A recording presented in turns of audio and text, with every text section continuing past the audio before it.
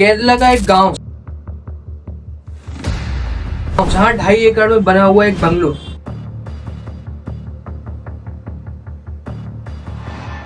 जो कि एक बिल्डर का था।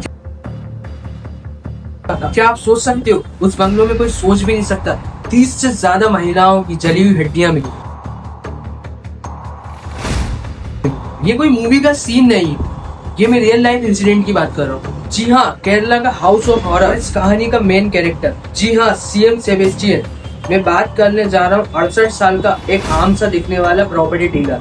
उसने जो किया उसको देखते हुए लगता नहीं कि वो आम इंसान।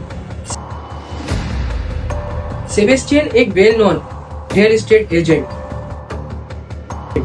पैसा, कनेक्शन और एक रिस्पेक्टेड इमेज। लेकिन दिसंबर 2024 में एक महिला जेनम्मा के मिसिंग होने से एक बदल शुरू होता है। लेकिन उसका मोबाइल सिग्नल लास्ट बार सेबेस्टियन के घर के पास रिंग हुआ था और बाद में उसकी ज्वेलरी भी सेबेस्टियन के पास मिली। जुलाई 2025 पुलिस ने सेबेस्टियन के 2.5 एकड़ की प्रॉपर्टी पे सर्च करना स्टार्ट शुरू करते ही जीपीआर से उनको 12 जगह से सस्पिशियस सिग्नल मिले। उन्होंने जब जमीन खोदना स्टार्ट की तो उनको 10 से ज्यादा हड्डी के टुकड़े मिले और साथ ही साथ औरतों के कपड़े, बैग और ज्वेलरीज भी मिली। और सबसे बड़ी बात, कुछ हड्डियां जलाई गई, शायद एविडेंस मिटाने के लिए। और सबसे बड़ी बात, इसके साथ और 3 पुराने मिसिंग केस। एक है आयशा का केस, मिसिंग 2013। सेकंड केस था बिंदु का 2017 का एक मिसिंग केस, जिसका प्रॉपर्टी डिस्प्यूट सेबेस्टियन से था। बिंदु मिसिंग ओवर अ डिकेड और सबका एक कॉमन फैक्टर सेबेस्टियन।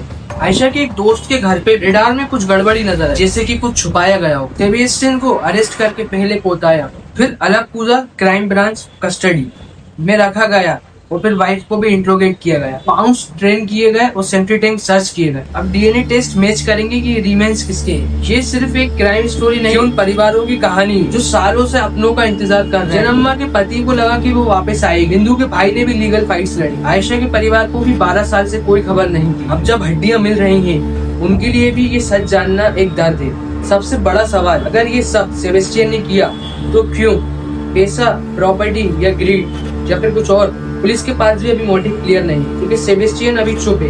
अगर ये बात कंफर्म होती है कि 4-5 वुमेन उसकी विक्टिम थी, तो क्या और भी विक्टिम्स होंगे? ये केस अभी डेवलप हो रहा है। डीएनए रिजल्ट के बाद ही सच सामने आया। शेयर करो, सब्सक्राइब करो और कमेंट करके बताओ अपनी राय। मैं आपका अमान, मिलता हूँ नेक्स्ट स्टोरी में।